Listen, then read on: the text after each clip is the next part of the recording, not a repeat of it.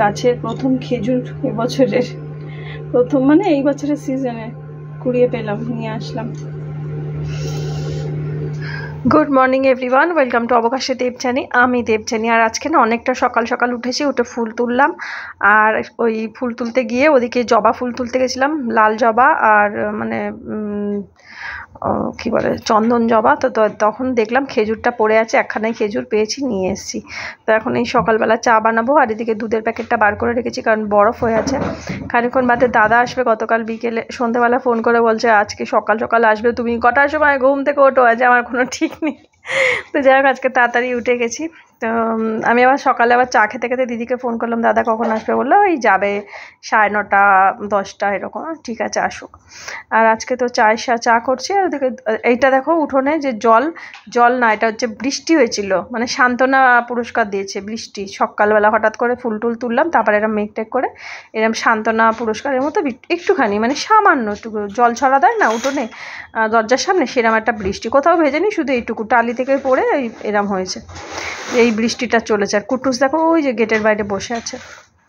আর কুটুসকে দুপুর পরে তোমাদের সাথে শেয়ার করবো। আমার হাজব্যান্ড ভাত খেয়ে বলছে কোথায় গেল, সে কোথায় গেল মানে ও সারাটা দিন দুপুর পর্যন্ত ঘুমাবে, তারপর যে পেটে ভাতটা পড়বে তারপর উনি হাওয়া হয়ে যাবেন। তারপর বাইরে অনেকক্ষণ ঘোরাঘুরি, মাঝে মাঝে একটু বাড়ির মধ্যে আসবে, সন্ধ্যা পর্যন্ত পড়ে ঘুমাবে। এই সন্ধ্যা থেকে রাত্রিবেলা ঘুমাবে, আবার রাত্রিবেলা আবার ভাতটা খাওয়ার পরে সে আবার হাওয়া মানে সেই রাস্তায় চলে যাবে। আর আজকে এখন তোমাদের সাথে ভিডিওতে ভয়েস দিচ্ছি, এখন বাজে প্রায় 11টা, প্রায় মানে 11:10 হয়েছে, বেজে গেছে 11টা। তো এখন একটু বাইরে অল্প অল্প বৃষ্টি হচ্ছে। তো কুটুস এখন বাড়িতেই রয়েছে, আর বেরোয়নি। তো ওই যে বললাম এখন চা বানিয়ে নিচ্ছি। তো চা হচ্ছে, আর বললাম যে টিফিনে মুড়ি খাবো। আর কদিন ধরে শুনছি যে সাইক্লোন হবে, তো জানি না সেই জন্যই এরকম একটা বাজে গরম পড়ছে কিনা, সেটাও হতে পারে। তো এখন দেখো এই যে দুধের প্যাকেটটা জাল দিয়ে নেবো, বার করে নিচ্ছি। তো চা খাওয়া হয়ে গেছে দুজনের, দিদির সাথে ফোনে কথাও হয়ে গেছে। তো আবার রান্নাঘরে আসলাম, মানে সকালবেলা একবার আসি, এই চা টিফিনের ব্যাপার থাকে, হয়ে গেলে আবার বড় ঘরে গিয়ে হাটকা পড়ে যাই। তো দেখো না ভয়েস দিচ্ছি আর বারে বারে থামছি। আমার হাজব্যান্ড এবার বলছে গরম লাগছে, পাখাটা কেন বন্ধ, এসিটা চালাও, এইরকম চলছে। ঘরের ভেতরটা তো এখনও ঠান্ডা আছে, অবশ্য বাইরে না বৃষ্টি, যেটা বলছি বৃষ্টি হবে বলেই ওই জন্য একটা গুমোট মতো হচ্ছে, তো ওর জন্য সমস্যা। তো এই হচ্ছে, মানে কি বলবো, সকাল থেকে না টুকটাক কাজকর্ম করি, সেগুলোই ক্লিপস তুলি, আর তারপরে আর এডিট করা হয় না। সন্ধ্যে থেকে কী হয় জানো তো, কোনো কাজ করতে ইচ্ছা করে না। ওই চা বানিয়ে, মানে সন্ধ্যা পুজো দিয়ে চা বানিয়ে নিয়ে আসি, তারপরে একটু আজকে অবশ্য সন্ধ্যাবেলা মানে একটু দেরিতে আমি ঘুম থেকে উঠেছি। 2-3 দিন ধরে না দুপুরবেলা কিছুতেই ঘুম হচ্ছে না। আজকে জানি না কেন, বেলার দিকে শুয়েছি কিন্তু ঘুমিয়ে পড়েছি। ওই যে স্নান টান সেরে এসে শুলাম, তখন তারপরে এসিটা চলছিল, বেশ ঘুমিয়ে পড়েছি। তো 7টার সময় বোন ফোন করতে, সেই ঘুমটা আমার ভাঙলো। যাই হোক, তো তারপরে একটু ভিডিও এডিট করব, সেটাও না ইচ্ছা করে না। আর ভাবি যে পরে করছি, বা কোনো একটা গান চালাই বা সিনেমা চালাই, বা হনুমান চল্লিশা বা হনুমান মন্ত্র এগুলো চালিয়ে চুপচাপ চোখ বন্ধ করে শুয়ে থাকি। কোনো লাইভ বা চালিয়ে রাখি, আর তখন ফোনটা চেক করা হয় না। পরে যখন উঠি, যখন চেক করি, তখন দেখি লাইভ হচ্ছে, তখন হয়তো গিয়ে সেই লাইভে অ্যাটেন্ড করলাম, এরকমও হয়। তো যেটা বলছি, এখন এই যে দুধ জাল দিচ্ছে, এই দুধটা তো বেশ মানে ভালো ঘন, আর ওপরে এরকম কি বলবো ঘি বা বাটারের মতো হয়ে জমে, তো সেটাই বলছি। তো যাই হোক, ওদিকে আমার টিফিন খাওয়া হয়ে গেছে। আর আমার তো টিফিন মানে ঝপঝপ করে টিফিনটা খেয়ে নিই, আর হাজব্যান্ড খাচ্ছে। আর আমার টিফিনটা মানে ঝপঝপ বলতে, আমি আজকে দুধ দিয়ে মুড়ি দিয়ে খাইনি, আমি আজকে ওটস দিয়ে খেয়েছি। আর অল্প একটু ফ্রিজের ঠান্ডা দুধ ছিল, সেটা দিয়ে খেয়েছি, কারণ এই গরম দুধটা আমি খেতে পারবো না। আর গরম জিনিস খেতেই বেশি সময় লাগে, ঠান্ডা জিনিস কিন্তু খেতে তাড়াতাড়ি হয়ে যায়। আর আম দিয়ে ওটস দিয়ে দুধ দিয়ে খেয়েছি, আর ও খাচ্ছে দুধ মুড়ি। আর এই যে আমার হাজব্যান্ড মানে ও টিফিনটা করছে, আর আমি এদিকে চেয়ারের মধ্যে যে কটা জামা কাপড় ছিল আগের দিন কেচেছি, সেগুলোকে ভাঁজ করছি। আর সন্ধেবেলায় না এইগুলো একটু ভাঁজ করলে ভালো হয়। আর ঠিক সন্ধেবেলাটা তখন মনে হয় কি দূর ইচ্ছা করছে না। আর বিকেলের দিকটা যখন জামা কাপড়গুলো তুলে আনি, আর একটু গরম গরম ভাব থাকে, তখন ভাবি দূর এগুলো কি এখন গোছাবে, একটু ঠান্ডা হোক তারপর গোছাচ্ছি বলে রেখে দিই, আর গোছানো হয় না। তো ওই সকালবেলাটা আবার যখন এই ঘরটরগুলো গোছগাছ করি তখন ভাবি যে না একেবারে আলনাটাও গুছিয়ে নিই। আর এখন তো রান্নাঘরে যাওয়ার নেই, রান্নাঘরে সেই যেতে যেতে আমার দুপুর 12টা 12:30 এরকম হয়ে যায়, কখনো 11টা কখনো 11:30 এরকম সময়ও যায়। যেদিনকে বেশি চাপ থাকে একটু তাড়াতাড়ি যায়, আর যেদিনকে দেখি চাপ নেই, যেমন আজকে সেভাবে চাপ নেই, মাছটা রান্না করা আছে, তো ওই জন্য আর অন্যান্য কিছু রান্না করব টুকটাক, তো ওই জন্য যাবো একেবারে রান্না করবো। আর আমার হাজব্যান্ডকে বলছি তুমি খালি পাগল হয়ে যাও, এই তাড়াতাড়ি করে মেশিন চালাও, আমার এতগুলো জমে গেছে, এরম করবে। আমি বলছি এইগুলো কি, এইগুলো তো পড়ো না, এগুলো তো ভাঁজ করা তো পড়েই আছে দিনের পর দিন, তুমি কেন পড়ো না? এগুলোকে না ওর আলমারিতে রাখতাম, এখন একটা জায়গা পেয়েছি এইখানটাতে জমিয়ে মানে গুছিয়ে রাখছি। আর আমার হাজব্যান্ড কিন্তু ওর জিনিসগুলো খুব সুন্দর পরিপাটি করে রাখে, আমিও অবশ্য রাখি, কিন্তু এখন আর সেই পরিপাটি মতো নিখুঁত করে কাজ করা না, সেইগুলো আমার মধ্যে থেকে চলে গেছে। যেটা আগে খুব ছিল ধৈর্য, একদম নিখুঁত, এদিক থেকে ওদিক হবে না, বিয়ের আগেও ছিল, বিয়ের পরেও ছিল, বিছানা টিছানা একদম সব সময়ের জন্য টান টান করে থাকবে, একটা এদিক থেকে ওদিক হবে না। আর এখন কেমন আমার জীবনটা অন্যরকম হয়ে গেছে। তো যাই হোক, এই কালিচুনা ব্যাগ আমি এটাকে বলি, এটাকে ও রেখেছে, আমি সরিয়ে গুছিয়ে রাখলাম। এখানে একটু জল খেয়ে চলে যাবে একবার।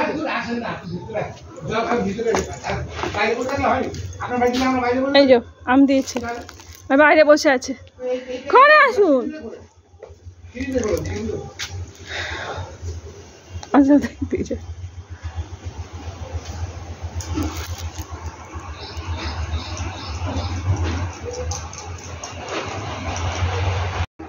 আর একটা কাতলা 1 কেজি 550 গোটা কাতলাটা ভালো ছিল, দুদিন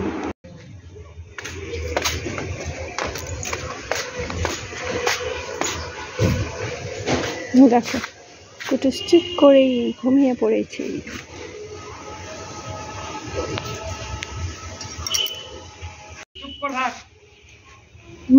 মাথাটা এরকম করে আছে, মানে মাথায় একটু হাত বোলাও। হ্যাঁ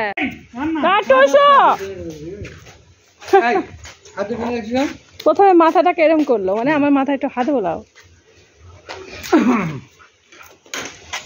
সাইকেল চালাতে মানা, তবু জবরদস্তি চুরি করে চলে এসেছে। এ বাবা, এ মা, কেউ দেখে না, পিছন দিক দিয়ে সাইকেল চালিয়ে চলে এসেছে।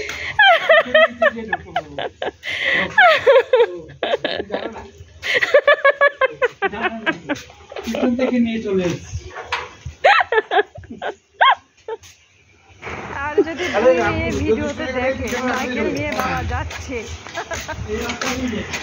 আমার ভিডিও চললে যদি দিদি দেখে সাইকেল নিয়ে দাদা যাচ্ছে, চলো দেখি ভিডিওতে যদি দিদি দেখে দাদা সাইকেল নিয়ে বেরিয়ে গেছে। হ্যাঁ বলছে সাইকেল নিয়ে বেরোনো বারণ বলছে, তো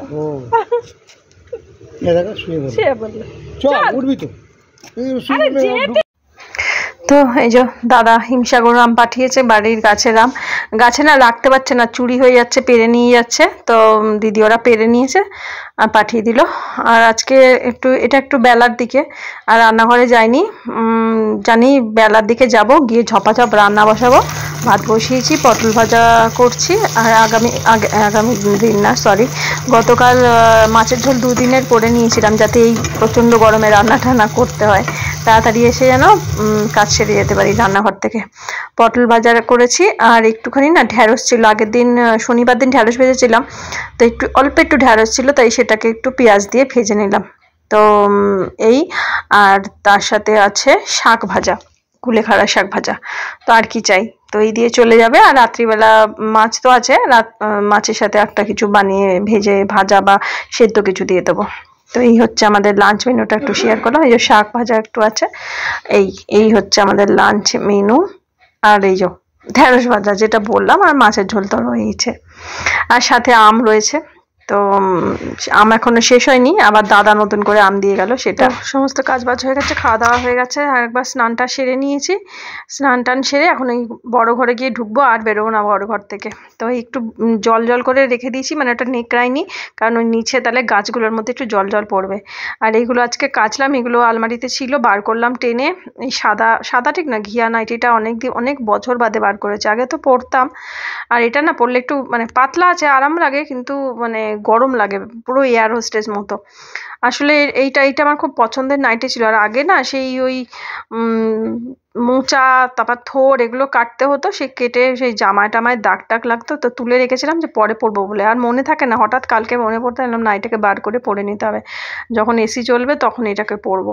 আর পাশেরটাও হচ্ছে মানে কোয়ার্টার হাতা, ওটা সুতির নাইটি, ওটা সুতির, শীতকালে মানে পরি, শীতের নাইটি। তো ওইটাও বার করেছি, ওটাও ধুয়ে নেবো, ওটাও ভাবছি পরে নেবো, পরে ছিঁড়ে মিড়ে গেলে ওটাকে বাতিল করবো। তো এই জন্যই এগুলোকে বাতিল করার জন্যই বার করেছি। আর আগে না এরম এখনো পরি, মানে ঘাড় পর্যন্ত যে গলায় যে ঘিয়াটাও এরকম, কিন্তু ঘিয়াটা না বেশি যেন কষ্ট হতো। তো আর আমার হাজবেন্ডের যে বন্ধুর বউরা ছিল, ওরা এখন তো আর আসে না, কারণ ওরা তো সব কলকাতায় থাকে। তো তারা বলতো কি, তুমি কি করে পরো গো এই নাইটিগুলো? আমি তো গোলগলা নাইটি তখন পরতাম না, গোলগলা নাইটি এই হাল ফিলে কিছু বছর পরছি। আর 2008-09 একটা আমি পরেছিলাম, যখন আমার অপারেশন হয়েছিল, তারপরে তখন থেকে একটু টুকটাক পরি। কিন্তু গোল গলাটা পরলে কি হয়, মানে আরাম লাগে ঠিকই, কিন্তু এই নাইটিগুলো দেখতেও সুন্দর লাগে। আর এই নাইটিগুলো কেমন পরতাম হচ্ছে, যখন শাড়ি পরতাম, হয়তো পুজোর সময় বা কলকাতায় গেছি বা কোথাও, তখন না পিঠ, আমাদের এখানে যেহেতু নোনা এলাকা, পিঠটা না মানে কালচে মতো হয়ে যেত হাত মুখের সাথেই।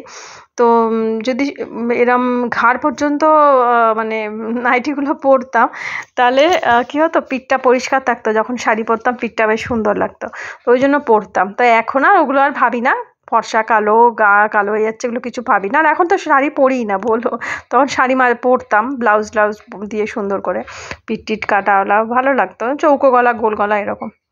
আর আমার এই অরেঞ্জ কালারের নাইটি যে কতগুলো, সেই আমি আজকে ভাবছি এটাকে বার করে। আর এই লাল নাইটিটা আগেও পরেছি, আগে খুব মোটা ছিল, এখন অনেকটা হালকা হয়ে গেছে। লাল নাইটিটা আমি কলকাতাতেই কিনেছিলাম। আমার নাইটিটা দেখে আবার আমাদের কাকদ্বীপে আমার হাজব্যান্ডের সব বন্ধুর বউ আবার কিনেছিল, বলে বেশ সুন্দর দেখতে, কোথায় পাবো এইসব করে ভালো নাইটিটা পরতাম। আমি তো খেয়ে দিয়ে আবার, তো ওই কাঁটাটা দিতে এসছে কুটুসকে, বলে কোথায় সে।